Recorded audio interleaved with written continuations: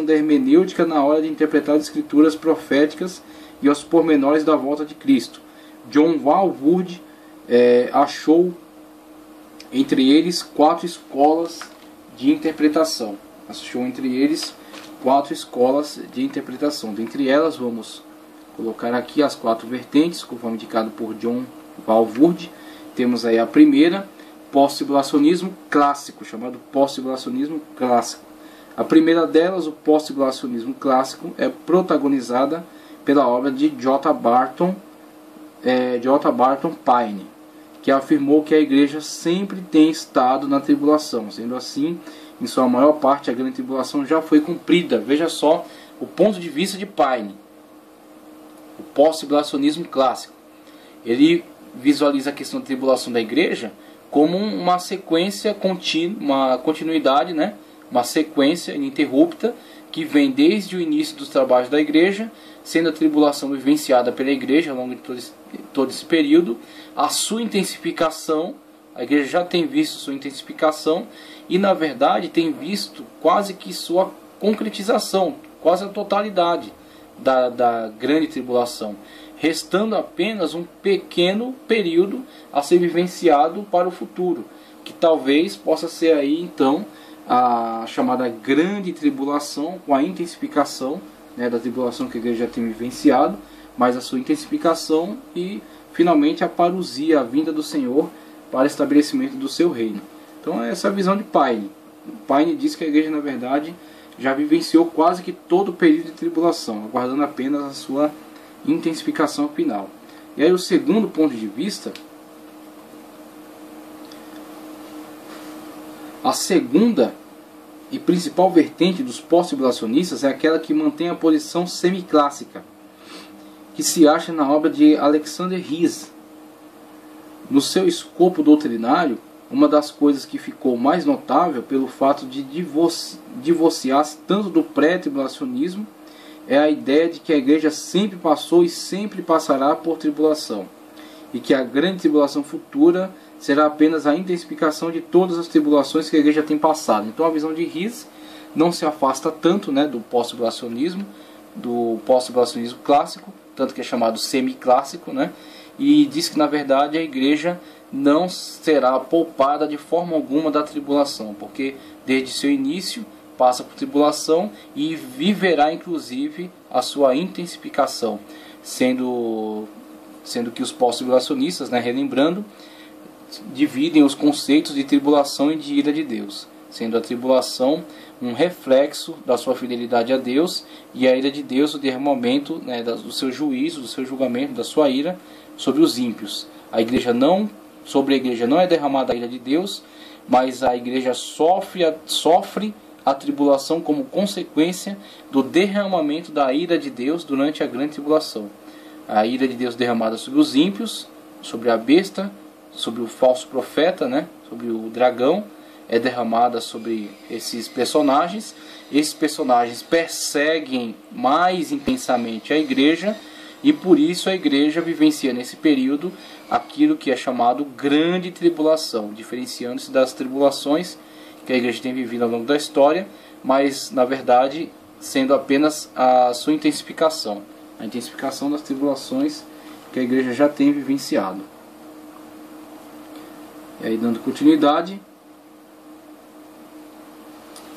terceiro enfoque aqui, a terceira escola de interpretação pós-tribulacionista é chamada de futurista e é esquematizada nos livros de George Elade, tá certo? Um competente exegeta. De certa forma, ele concorda com um período futuro de 3 anos e meio ou 7 anos de tribulação. 3 anos e meio ou 7 anos de grande tribulação, entre a presente era e a segunda vinda de Cristo. Entre a presente era e a segunda vinda de Cristo. Ele se convenceu disso ao interpretar literalmente o texto de Apocalipse 8 ao 18. Então, o que George Elad está concordando aqui é que haverá sim um período específico, escatológico, ou seja, um período para o futuro, e esse período será um período de grande tribulação, podendo ser 3 anos e meio ou 7 anos. Tá certo? Podendo ser 3 anos e meio ou 7 anos. Então, enquanto os outros dizem, haverá, na verdade, uma linha contínua que segue desde o início da igreja até o final, quando Cristo virá estabelecer seu reino. Não haverá grande distinção. Certo? George Elad apenas acrescenta, sim, haverá uma distinção e terá um período específico. Não há possibilidade de definir se são os 3 anos e meio finais ou se são a totalidade dos 7 anos. Mas esse período é específico e é distinguido da tribulação que a igreja tem sofrido desde o início. A igreja sofre tribulação, mas futuramente sofrerá um período específico de tribulação.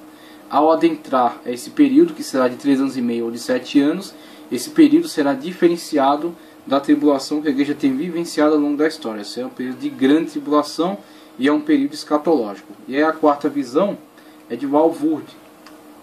Perdão. A quarta visão é de Robert H. Gundry. Robert H. Gundry. A quarta vertente é o ponto de vista de Robert H. Gundry, que é chamada por Walvoord de interpretação pós-tribulacional dispensacional. Interpretação pós-tribulacional dispensacional. Gundry sintetiza os argumentos pré-tribulacionistas com a aceitação do arrebatamento pós-tribulacionista. Então, na verdade, o que vemos aí é uma leve aproximação do pós-tribulacionismo com o dispensacionalismo.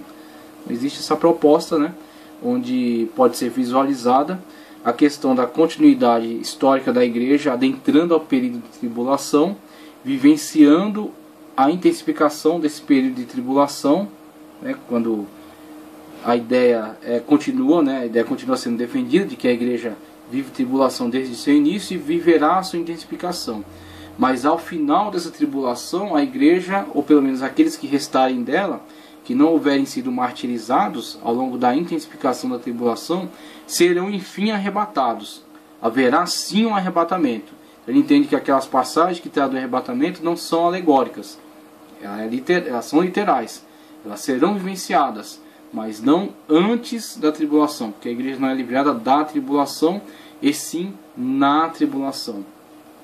A igreja vive a tribulação, é livrada na tribulação, a ira de Deus é derramada sobre os ímpios intensificam a perseguição contra a igreja vivencia a grande tribulação, mas aqueles que restarem da perseguição contra a igreja serão enfim arrebatados. Serão arrebatados, se encontrarão com aqueles que foram martirizados, e todos, juntamente inclusive com os santos do Antigo Testamento, virão na parousia estabelecer o reino milenial, quando então serão ressuscitados para viver 1000 anos, quer sejam cronológicos ou não. Ok? Então esta é a visão pós-tribulacionista. Essa é a abordagem pós-tribulacionista da escatologia. Então temos aí o pós-tribulacionismo. Embora a igreja primitiva possa não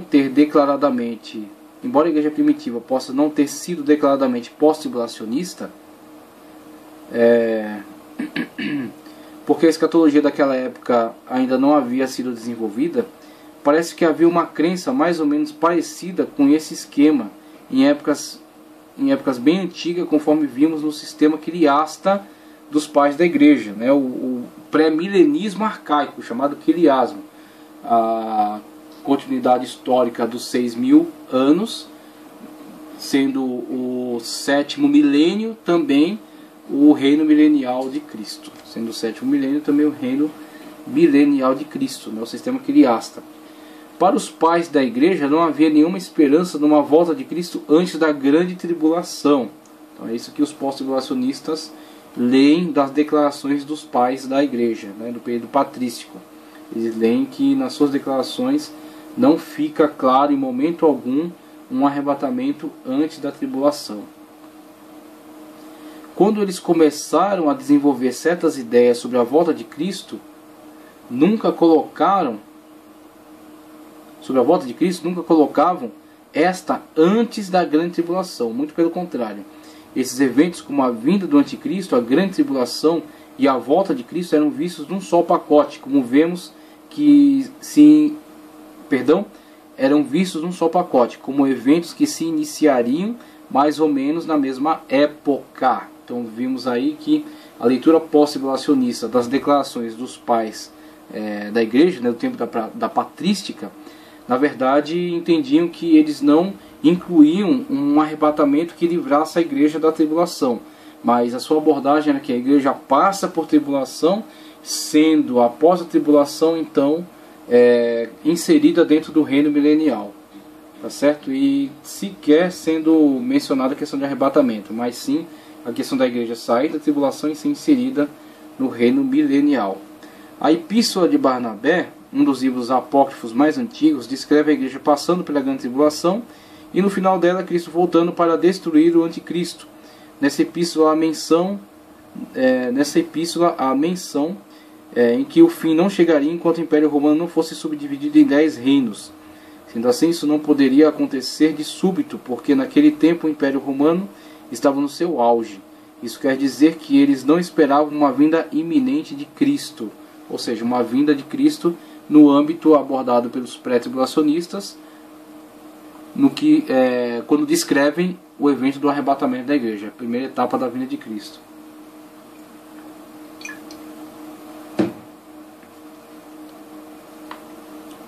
Um dos pais mais antigos da igreja, chamado Justino Marte, previa que os crentes haviam de passar por muitas aflições antes da volta de Cristo.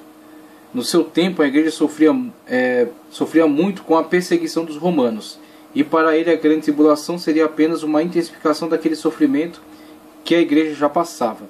Ele mesmo morreu como Marte por não negar a fé. Então, eles aproveitam essas descrições, que não são descrições exatas, porque, como vimos na primeira aula, a escatologia ao longo da história da igreja, ela não teve tanta ênfase quanto tem nos dias atuais. Então, a atualidade é, na verdade, o período teológico da escatologia. Dentro do âmbito do desenvolvimento teológico ao longo da história, esta é a época em que a escatologia é mais discutida. Nunca foi discutida ao longo da história como é discutida atualmente. Ao longo da história da igreja, inclusive o período patrístico que está sendo abordado aqui, o que era mais discutido era a apologética, né? Sendo na continuidade histórica a soteriologia, a cristologia, né? a teontologia, áreas da teologia que foram, cada uma na sua época, tiveram mais ênfase, né? Sendo a escatologia, na verdade, discutida com mais ênfase hoje. Então, na abordagem dos pais da fé, da patrística, a escatologia não era a sua prioridade. Por isso que eles não são tão específicos quanto a ela. Eles dão algumas declarações, e essas declarações são interpretadas conforme essas escolas de escatologia de hoje, cada uma lançando seu enfoque, né? Então, o pós-tribulacionista, ele se vale do fato dos pais da fé não abordarem tão especificamente esses temas, não falarem nada de arrebatamento, não falarem nada de etapas, né, nem das etapas quer para a vinda de Cristo, quer para a ressurreição. Então eles se valem disso, eles não mencionaram, eles não disseram. Todavia não pode se esquecer que a escatologia para eles não era prioridade. Eles não estavam desenvolvendo tratado de escatologia. Eles estavam batalhando, principalmente na questão da apologética, da defesa da fé, da defesa da igreja, como o próprio autor da carta de Judas, né? Ele deixa muito claro que o seu interesse era batalhar pela fé que uma vez foi dada aos santos. E ele passa aí qual é o clímax do momento. Com certeza o clímax desses autores, como Justino, Lactâncio, Hipólito, todos esses autores que se expressaram acerca de escatologia, mas não necessariamente estavam desenvolvendo um tratado de escatologia. Por isso não foram tão específicos e nem o poderiam ser. Que isso estava sendo desenvolvido ainda. Muito ainda havia-se por estudar e por entender ao longo do tempo, né, ao longo das eras. Então vimos aí o pós-tribulacionista faz algumas leituras e, por ver algumas lacunas, se aproveita delas aí para reforçar o seu argumento. Com a crescente popularidade do dispensacionalismo ascendente, especialmente nos grupos fundamentalistas e conservadores, popularizou-se após a Primeira Guerra Mundial dois conceitos: o amilenismo, tá certo? O amilenismo, conforme está exemplificado aqui, a abordagem, na verdade, a abordagem mais simplificada da escatologia, tá certo? O amilenismo, e também a abordagem mais alegorizante, o amilenismo, e o pré-milenismo, tá certo? O amilenismo e o pré-milenismo. Pré-milenismo, que temos aqui as duas propostas: pré-milenismo pós-tribulação, né, pós-tribulacionista, e pré-milenismo pré-tribulacionista, tá certo? Dispensacionalista. Temos aí as visões, né, as propostas escatológicas. Dentro do amilenismo, como já dissemos, surge o pós-milenismo. E dentro do amilenismo surge o pós-milenismo, que durante algum tempo tem a proeminência, mas acaba aqui por ser desprivilegiado depois, por causa de alguns dos seus adeptos que terminaram por se envolver em questões políticas um tanto sinistras, né? Com isso tem o enfraquecimento da escola pós-milenista, sendo seus defensores, muitos deles retornando para a visão amilenista. Então temos aí, nessa questão histórica, o amilenismo e o pré-milenismo. Como o esquema dispensacionalista crescia cada vez mais nos grupos independentes e se enquadrava no pré-milenismo e no pré-tribulacionismo, quem não era amilenista tinha que optar pelo pré-tribulacionismo, que aumentava em popularidade à medida que o mundo ia piorando, ou seja, a visão pessimista da história, a visão de que a história do homem ia piorar, até que em algum momento da história haveria o arrebatamento e o início da 70ª semana de Daniel, com um agravamento ainda maior da história da humanidade, tá certo? A visão pessimista. Com isso, a queda do pós-milenismo, que tinha uma visão estritamente otimista. Logo após a Segunda Guerra Mundial, prevaleceu um movimento, logo a Segunda Guerra Mundial, apareceu um movimento que passou a ser conhecido com o nome de o Novo Evangelicalismo. O Novo Evangelicalismo, que embora também professasse a crença no pré-milenismo, ou seja, do milênio futuro, né, do futurismo em relação ao milênio, discordava de muitos aspectos do pré-tribulacionismo. Veja que, da mesma forma como o amilenismo surge como um protesto ao quiliasmo primitivo, que era o pré-milenismo primitivo, né, o amilenismo surgiu como protesto, movimento de protesto, ele surgiu como um antiquiliasmo, e depois ele lança a proposta amilenista sistematizada, né, principalmente por Agostinho de Hipona e por Orígenes, tá ok? O pós-milenista é também uma proposta de protesto ao pré-milenismo pré-tribulacionista, tá certo? Pré-milenismo pré-tribulacionista dispensacionalista. O pós-milenismo, o pós-tribulacionismo, não concorda com muitos dos pontos de vista pré-tribulacionista, tá certo? Não concorda, por isso lança sua própria proposta, tá certo? Sua própria proposta. Proposta pós-tribulacionista. Pré-milenista, né? Como o pré-tribulacionista. Pré-milenista também. Só que não pré-tribulacionista. Ele é pré-milenista, mas não é pré-tribulacionista. Ele é pós-tribulacionista. E também não é dispensacionalista. Ele é aliancista. Tá, ok? Ele não dá prioridade ao literalismo. Ele lança a mão, muitas das vezes, da alegorização, da chamada interpretação espiritualizada. Logo após a Segunda Guerra Mundial, apareceu um movimento que passou a ser conhecido com o nome de o Novo Evangelicalismo, que, embora também professasse a crença no pré-milenismo, discordava de muitos aspectos do pré-tribulacionismo, insatisfeitos com o sistema escatológico dispensacionalista fundamentalista, certo? Que está casado com o pré-milenismo pré-tribulacionista. Eles fizeram muitas críticas em vários pontos desse sistema, principalmente no que tange ao estado da igreja durante a Grande Tribulação. George Elade e Edward J. Carnell foram os que desenvolveram com exímia capacidade o esquema pré-milenista pós-tribulacionista.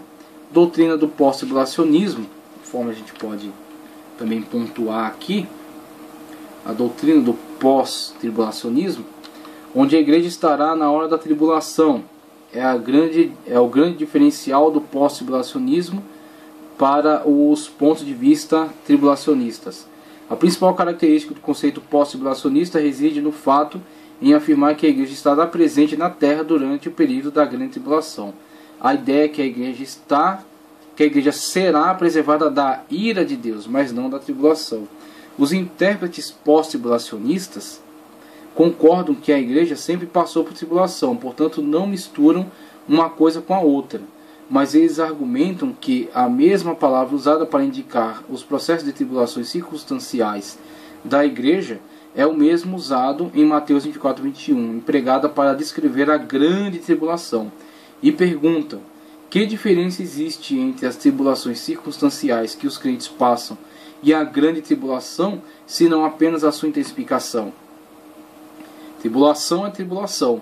A única diferença entre uma e outra é que as tribulações circunstanciais são apenas locais e a grande tribulação será universal. As tribulações circunstanciais são mais atenuantes, enquanto a grande tribulação será de uma intensidade nunca vista antes. Então, onde está a diferença, se não apenas em densidade, tendo em vista que o tipo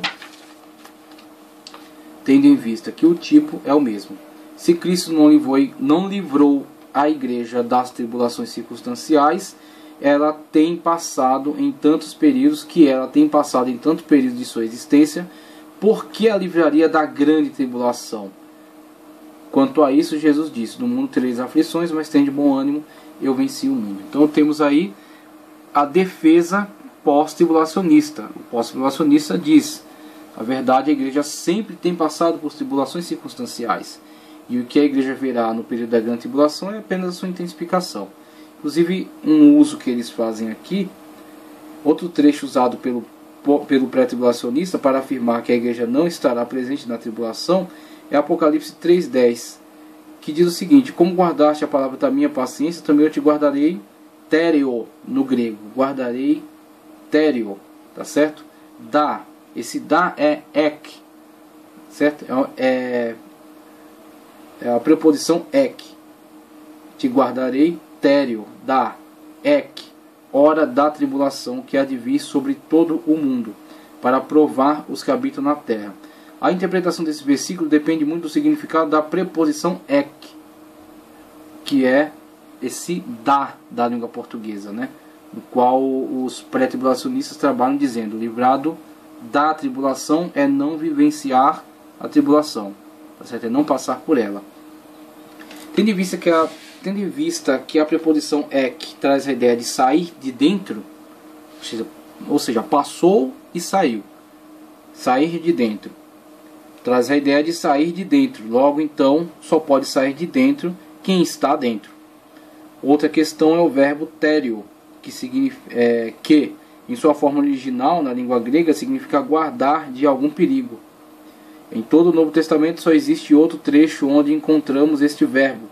É em João 17,15, onde Jesus disse: não peço que os tire airo do ek, do mundo, de dentro dele, mas que os guarde, téreo, do mal. Então existe a oração de Cristo, que é usada pelos pós-tribulacionistas como um exemplo de que Cristo não os livrará da tribulação, não os tirará do mundo, tá certo? Mas os livrará no mundo, os livrará do mal. É uma proposta de interpretação que é colocada dentro do enfoque pós-tribulacionista. Eles buscam se justificar fazendo esse tipo de leitura. A hermenêutica usada aqui pelo pós-tribulacionista vê um paralelo de ideia entre Apocalipse 3,10 e João 17,15. Nesse caso, o pós-tribulacionista pergunta: ora, se a igreja já foi arrebatada antes da tribulação e já está na glória com Cristo, ela precisa ser guardada de quê? Não se guarda quem não está no perigo, mas só quem está envolvido com o perigo. Agora, uma problemática: o pré-tribulacionista, ele fala acerca da igreja que é arrebatada, as 5 virgens prudentes, mas ela não se esquece, a proposta pré-tribulacionista não se esquece de mencionar que na terra ficaram as 5 virgens loucas, que não estavam devidamente prontas para o arrebatamento, não ouviram a voz do esposo, e serão livradas também. serão livradas o quê? Da ira de Deus. Então há sim uma possibilidade de dialogarmos com essa proposta pós-tribulacionista somente no aspecto onde eles tratam acerca da diferenciação da ira e da tribulação. A igreja que ficar, de fato, será perseguida e verá a intensificação da tribulação. E também, de fato, será livrada da ira de Deus. A ira de Deus não é sobre a igreja que ficou do arrebatamento. Tá certo? Que será, que foi descrita, por exemplo, quando tratamos acerca das primícias, da colheita, que é o arrebatamento, a igreja que será colhida da terra, os rabiscos, tá certo? Os rabiscos e as espigas caídas. Os rabiscos e as espigas caídas. Aqueles que amadurecem durante a tribulação, tá certo? E aqueles que ficaram da colheita. Os que ficaram da colheita são a igreja que não subiu. Os rabiscos que desenvolveram são os israelitas que se converterão durante a grande tribulação. Então vemos aí que na verdade existe um diálogo sim, mas nesse sentido. Agora os pós-tribulacionistas argumentam que não há arrebatamento antes da tribulação. Na verdade a igreja num todo passa pela grande tribulação. O encontro da igreja com Cristo, que é a questão do arrebatamento tratada em Tessalonicenses, na carta de Tessalonicenses. Os pós-tribulacionistas entendem nesse versículo, 1 Tessalonicenses 4,17, que no final da grande tribulação todos os santos que estiverem mortos até aquele dia ressuscitarão e serão transformados, juntamente com os crentes salvos que estiverem vivos ao serem arrebatados. Irão ao encontro do Senhor Jesus nos ares. Ao encontrar com o Senhor, eles voltarão com o Senhor Jesus para a terra em sua vinda triunfante. O pós-tribulacionista se apega à palavra encontro, que em grego é a pantesis. Além de 1 Tessalonicenses 4,17, a palavra pantesis só aparece em mais dois trechos do Novo Testamento, em Mateus 25,6 e em Atos 28,15. A primeira referência de Mateus 25,6 é usada no trecho que descreve a parábola das 10 virgens, onde diz: mas à meia-noite ouviu-se um clamor, aí veio o esposo sair ao encontro. O pós-tribulacionista entende que as virgens prudentes saíram ao encontro do noivo com uma atitude de boas-vindas num lugar ausente ao local de onde o casamento seria celebrado. Após isso voltaram e cortejaram o noivo até o local da cerimônia, onde a cerimônia seria realizada. Então vê-se aí a questão do arrebatamento sendo transferida para após a tribulação, né, conforme a visão pós-tribulacionista. Sendo assim, uma das escolas foi a que abordou essa visão, né? 3 escolas que entendem o arrebatamento como somente alegórico, e uma delas, a quarta, uma das escolas abordando o arrebatamento como uma realidade, mas uma realidade após a tribulação. Tá certo? Então essas são as interpretações pós-tribulacionistas. Acerca da remoção do Espírito, tratada lá por Paulo em Corinto, na carta de Paulo aos Coríntios, a vertente pós-tribulacionista, que acha que o detentor é o anticristo, diz o seguinte, como diz o texto, e ele vai descrever aqui, veja só.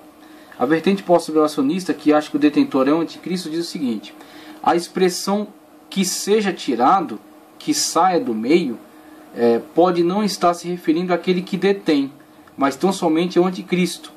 Nesse caso, o detentor seria o poder de Deus. E a expressão só poderia ser parafraseada do seguinte modo: porque já o ministério da injustiça opera, mas há quem agora o detém, a saber, o poder de Deus, até que ele, o anticristo, seja afastado. Então essa é uma possibilidade de interpretação para esse texto. Combinando os versículos 6 com o 7, Erickson, baseando-se na interpretação de Lade, montou o seguinte esquema. Versículo 6: e agora sabeis o que o detém, o poder de Deus. Verso 6: para que ele, o anticristo, seja revelado na ocasião própria. É uma proposta de interpretação também. Pois o ministério da iniquidade já opera. Verso 7: somente há um Deus, que agora o detém. Verso 7: até que ele, o anticristo, seja removido do caminho. Mas o próprio Lade admitiu que sua interpretação não traz luz necessária para explicar a questão. Outra vertente pós-tribulacionista, protagonizada por Gundry, entende que o poder detentor é o Espírito Santo, conforme é entendido também pelo pré-tribulacionista. Diz que, embora seja ele retirado, a igreja continua no mundo. Seu primeiro argumento é que sua interpretação já era afirmada por alguns intérpretes da igreja primitiva. Além disso, ele acha que é necessário uma pessoa para deter outra pessoa. Acrescentando a isso, ele acha que, se mudarmos a expressão neutra, o que o detém, do grego to katekon, para o gênero masculino, aquele que detém, rokatekon, fica mais fácil para entendermos a ideia do apóstolo Paulo, visto que a expressão de Paulo no verso 6, ao que detém, é neutra, e a palavra pneuma, espírito, em grego, é um vocábulo neutro. E depois, no verso 7, se referiu àquele que detém, como sendo masculino, visto que o Espírito Santo possui personalidade. O pós-tribulacionista diz que a exegese pré-tribulacionista, na interpretação desse texto, não prevalece, porque não combina com o contexto distante e imediato. O contexto desse texto é Marcos 13:11, onde dá a entender que a duração da tribulação, que durante a tribulação o Espírito Santo, em vez de ser removido a princípio, estará presente, dando poder à igreja para evangelizar o mundo. Nesse período, através da tribulação, que também é chamada de provação, a igreja será purificada de todas as suas impurezas atuais. Portanto, fará o trabalho de evangelização com maior qualidade, produzindo mais do que agora produz. Tá certo? É fato notório que em épocas de perseguição a igreja tem sido mais pura, mais unida e mais amorosa. Então, temos aí a diferenciação com relação àquilo que Paulo fala, que o iníquo se manifestará quando for afastado daquele que o detém. Mas podemos dizer também que o pré-tribulacionista diz: será afastado, ou seja, aquele que o detém. Quem detém? O Espírito Santo que detém o anticristo. Quando ele foi afastado, se manifestará o iníquo. O Espírito Santo é afastado com a igreja que é arrebatada. Mas podemos dizer que o Espírito Santo também está presente com a igreja que fica, da mesma forma como estava presente no Antigo Testamento. Não em plenitude, mas sobre aqueles que fazem a obra durante a grande tribulação. A igreja que não subiu no arrebatamento, mas que se converterá e realizará uma grande obra de evangelização, mesmo sendo perseguida. E sobre Israel, que se converterá durante o período de grande tribulação e também trabalhará para Cristo. Pessoal, na continuidade da nossa matéria de escatologia,